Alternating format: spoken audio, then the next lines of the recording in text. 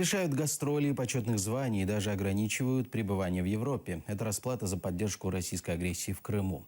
После громкого скандала с российским певцом Газмановым, которого накануне не выпустили из аэропорта Вильнюса, некоторые российские артисты стали отказываться от ранее заявленной гражданской позиции. Так, музыкальный продюсер Иосиф Пригожин заявил, что никогда не подписывал письмо под названием «Деятели культуры России в поддержку позиции президента по Украине и Крыму». На сайте Министерства культуры России еще в 2014-м распространили перечень из 511 деятелей культуры, которые поддержали в том числе аннексию Крыма. Среди них и певица Валерия, и ее муж Пригожин.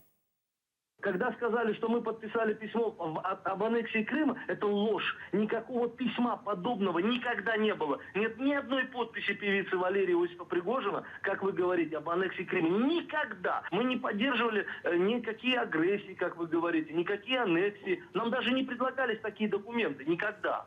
Мы ни разу такого документа не видели. Потому что если бы был бы предложен подобный документ, мы его 100% бы не подписали. Мы нашли кадры из интервью на одном из российских телеканалов, где артисты говорят обратное. Зачем вы подписали это письмо? Наша гражданская позиция. Мы очень переживаем за то, что происходит сегодня в Украине, в Крыме. И насколько мне позволяет, ну скажем, мой интеллект ориентироваться в пространстве, да, никакой оккупации нету. Русскоязычные граждане обратились к российскому президенту о защите